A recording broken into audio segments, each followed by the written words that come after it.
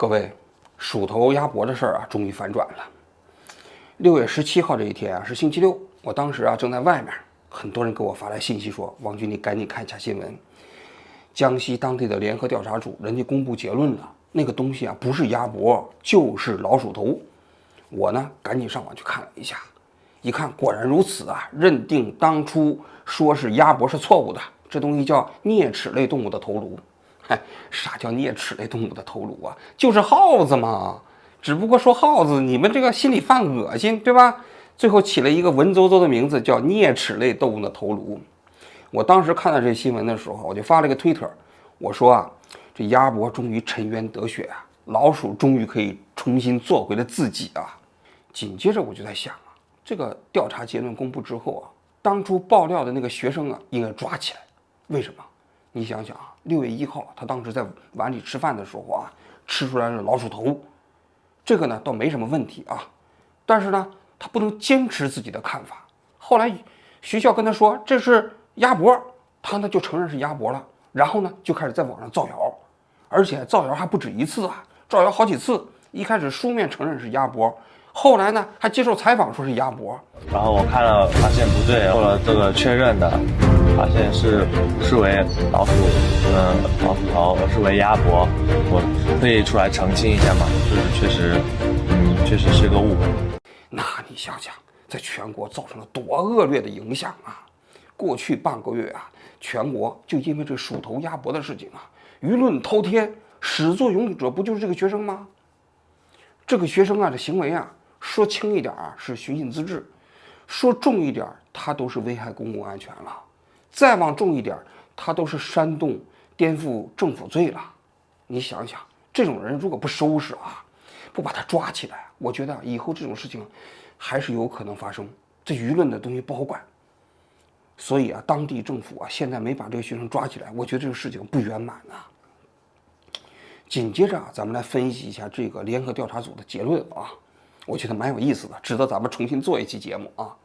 首先第一点啊，这个调查组是上个星期成立的，然后呢是6月17号公布的结论，这中间一共持续了7天。一开始我还以为他们搞 DNA 检测呢，这很复杂啊。再一看，其实啊，他们的调查组啊也没搞 DNA 检测，只是拿当时的图片去辨认了一下嘛。那用得了7天吗？那么为什么要在6月17号这天公布呢？我觉得有2个原因。第一个原因啊，6月15号啊，习近平的生日，习近平双子座的啊，人这一天过生日的时候，网上有传言，人去到那个万寿寺去祝寿去了。然后呢，你看梅西啊，这些阿根廷的国脚，当今世界的球王，都专程到北京来啊，来参加堂会。那这个时候应该要营造一种欢乐祥和的气氛。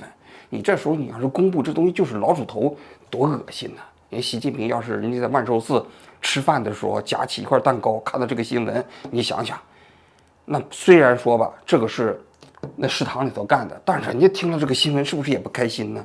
所以谁也不敢在6月15号公布。那6月17号呢，是个星期六，星期六嘛，这动物庄园里面这些动物啊，情绪都比较稳定，懒散是吧？休息呢嘛。在这个时候公布啊，不容易形成啊新的舆论热点。过去公布的时候啊，类似的常常叫半夜鸡叫，经常凌晨呢3点钟给你公布，也是怕网民这个情绪重新聚集。那现在呢，给你搞到周末，这个原理是一样的，就是希望这事儿赶紧拉倒过去，你们别再讨论什么鼠头鸭脖的事儿了啊。这是第一点。第二点啊，就是为什么当地啊会成立这么一个联合调查组？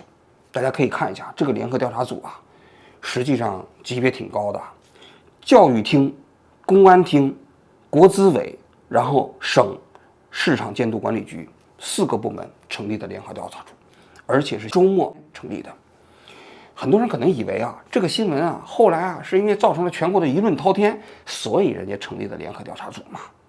我不这么认为。为什么？这妈不老鼠的牙齿。大家可以看一下，这个事情是6月1号发生的。这个学生不是在网上发了视频吗？6月3号，当地的学校发了一个公告，说这东西就是鸭脖，学生也认为是鸭脖。紧接着呢，全国舆论就炸了，大家纷纷都说这是老鼠头，不是鸭脖，恶搞的，然后讽刺的、嘲讽的各种视频非常多。大哥，你点的外卖啊？对，我是点了外卖，但是我点的是鸭脖呀，这哪是鸭脖呀？这不老鼠吗？我明明点的是鸭脖，怎么可能是老鼠呢？哎，我鸭脖差点跑了。紧接着，大家我不知道注意没有，后来人民日报写了一篇评论，说当地政府你这个行为不对、不严谨，也包括新华社也都写了评论啊。以我对中国社会的了解啊，我认为这件事情形成了全国的舆论热点之后啊，要么是新华社，要么是人民日报，一定写了内参。这个内参上地之后，一定获得了批示，这个批示直接批示江西省当地有关部门对此事重启调查，这才是当地啊在周末紧急成立4个部门联合调查组的真实原因。否则你以为舆论挑天，他们就会成立联合调查组吗？这个联合调查组是大案要案的标准啊，给人感觉像是抓逃犯呢，但其实只不过是一个老鼠头还是鸭脖的问题。没有来自于上峰的批示，他们会这么紧急吗？他们会这么重视吗？我觉得不会。这是第一点啊。第二点，我们紧接着要分析一下，那这个联合调查组的调查结论可信吗？我仔细看了一下这个联合调查组啊，首先他们验证了我在上一期节目那么一个假设，我当时就认定啊，这个老鼠头在事发之后不久就被扔了。我当时分析了2种可能，一种是被学生扔了，一种是被校方扔了。那么这一次联合调查组公布的结论啊，说是被大师傅当时给扔了，所以这是非常重要的一个细节啊。那么现在的这个联合调查组，由于没有当时的老鼠头了，他只是凭借着当时的那些图片、视频，找那些有关的专家去辨认，整个调查基本是按照这个方式来调查的啊。现在啊，他终于认定这个东西是老鼠头，不是鸭脖了。那么我就在想啊，那其实这个结论本身呢，也并不是100%的可靠，因为毕竟啊，我们严谨一点啊，那鸭脖我在网上也见到视频，就是有人把它做成像老鼠头一样的，也有。来，过来尝尝这个。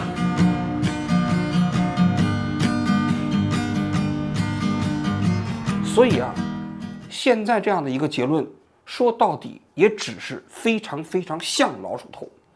你并不能100%的确认它就是老鼠头，因为你要确认它就是老鼠头的话，按道理来讲，你应该拿到实物。你拿到实物之后，哎，把它切开，一看那骨骼，咱就知道了它是鸭脖还是老鼠头。或者说你做 DNA 检测，你检测出来这里头有老鼠的 DNA， 那也是老鼠头。现在你基本上还是靠影像的这样的一个证据啊，来判断它是老鼠头。那这个判断的可信度啊，虽然比较高，但是呢，我觉得它还是到不了确信的程度。这是第一点。第二点，很多人都认为啊，当时认定是鸭脖，现在认定是老鼠头啊，终于啊，公众的质疑得到了一个善意的回应，这是一个正义的实现。那我觉得我不同意这个看法。为什么呢？我觉得啊，其实这背后的逻辑都是一个，就是权力。大家听我讲啊，这个学生当时一开始认为是老鼠头，然后找到学校说你这菜里头怎么有老鼠头呢？结果大家可以看一下那大师傅校方的那食堂，根本没有人在意，人家说这就是鸭脖，酱油放多了，你爱信不信。这是鸭肉，这么多毛是什么东西啊？哪里有毛啊？最后呢，校方就找到这个学生说：“你得给我说这是鸭脖啊，你再看看是老鼠头吗？”这学生就怂了。为什么？因为学生害怕，对不对？因为校长对他施加压力，对不对？所以呢，他就开始说这是鸭脖了。那这一次的转向呢，是因为什么？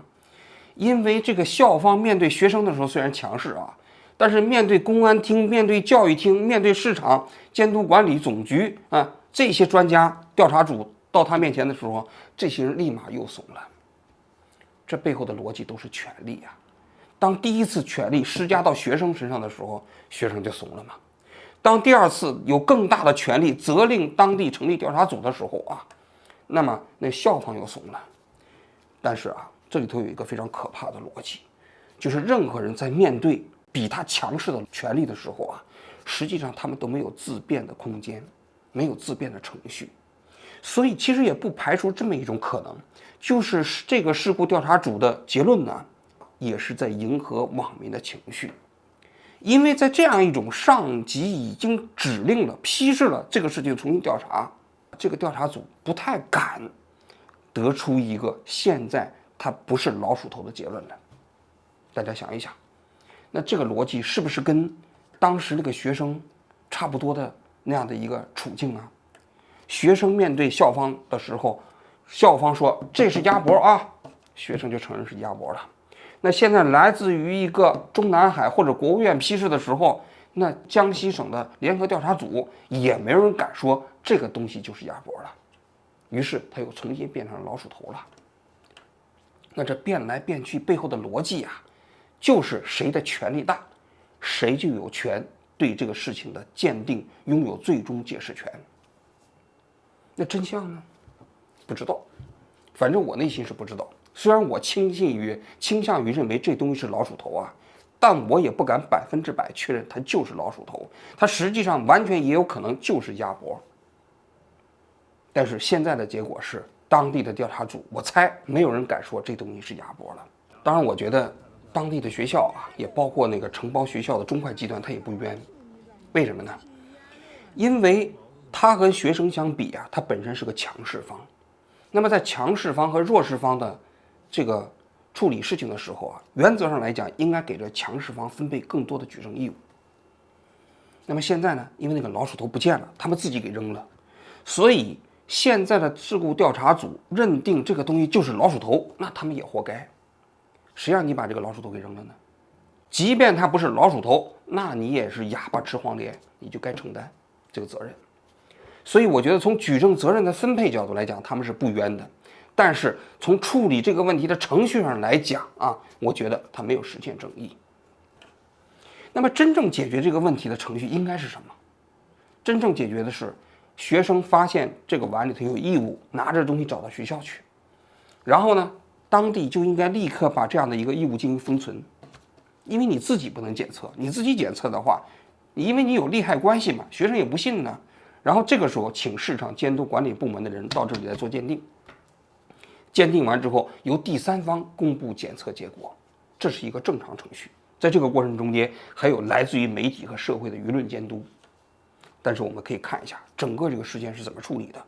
学生他当时拿着这个疑似老鼠头的东西找到大师傅，大师傅说这就是鸭脖，然后呢就直接把这个老鼠头给扔了。紧接着校方就对学生施加压力，你得给我承认这是鸭脖，学生就承认了。这中间有正常的程序保护吗？没有啊。所以啊，这事情真正可悲的啊，根本不在于这东西到底是鸭脖还是老鼠头，而在于这些学生，也包括我们这个社会，在面对一个这样的新闻的时候，你会发现根本没有一个正常的这么一个解决问题的程序，最终还是靠什么？靠一层一层的权力去解决。当基层的权力表现出足够的傲慢，激怒公众的情绪的时候啊，会有更大的权力来纠偏。但是纠偏的方式依然靠的是权力，不受约束的权利。所以你说这里头是正义得到实现了吗？我觉得差得远，是吧？跟正义好像没有太大的关系啊。我还想说一下这个胡锡进啊，这个新闻发生的过程中间，胡锡进发了好几条帖子。刚开始发生的时候啊，胡锡进发帖子说啊，他说当地的政府部门呢，这个公布的结果理应是非常准确的，因为他们也没有理由站台这个校方嘛。然后紧接着前2天这个最终的事故调查组公布之后，胡锡进又发了一条帖子，他说你看到了吗？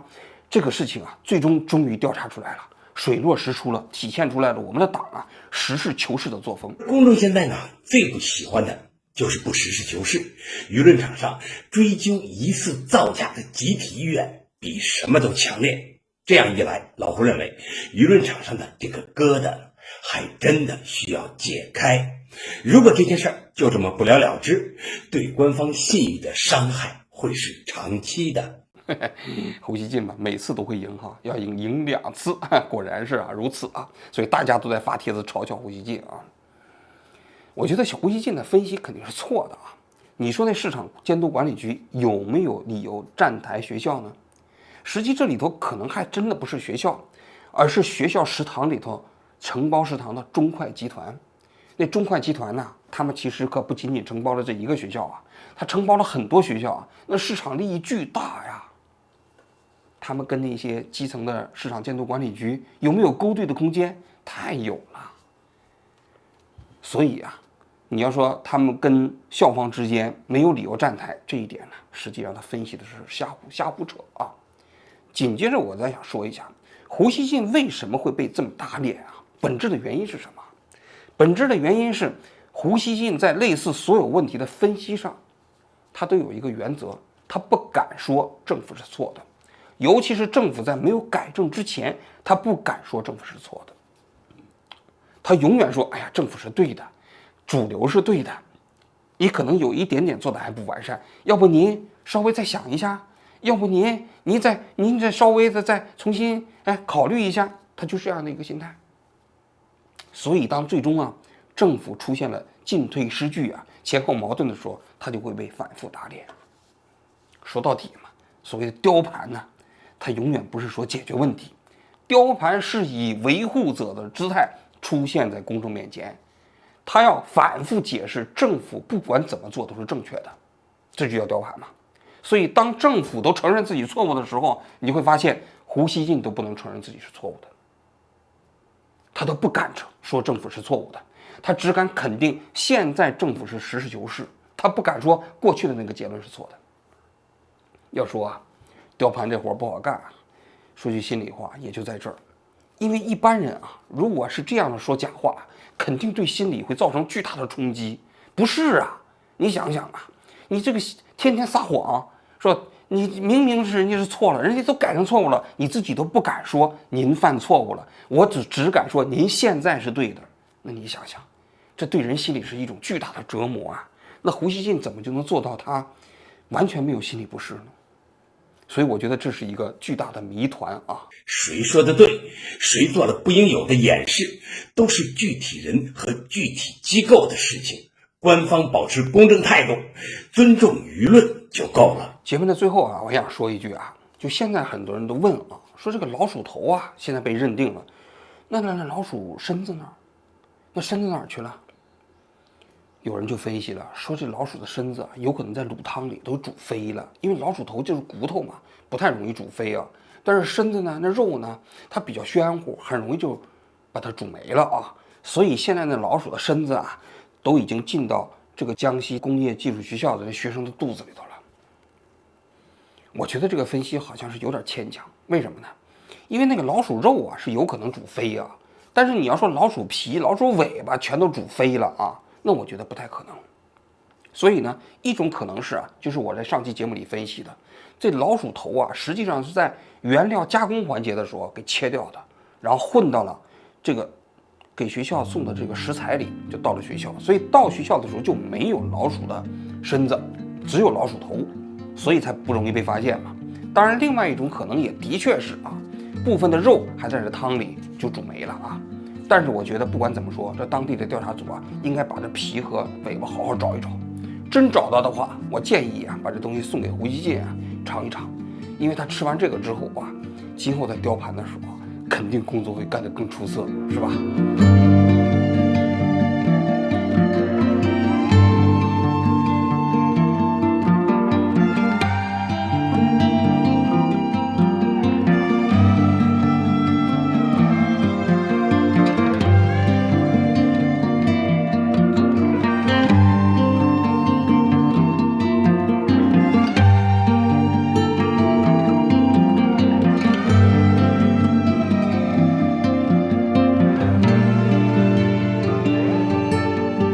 衷心希望啊，鼠头鸭脖这件事是最后一个因为基层具体事情而发酵成公共舆论事件的例子了。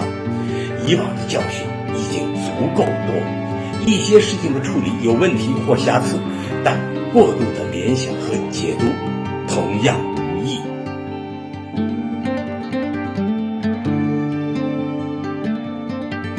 你承认你们家里头有老鼠了，对不对？什么意思啊？咱们得实事求是嘛。你们家有老鼠就是有老鼠，哎，没有，就是没有。东西作假可不成。我这辈子讲究的就是个实事求是。您还实事求是？您要实事求是，咱家还至于这么灭耗子吗？那也是为了咱们集体的荣誉嘛。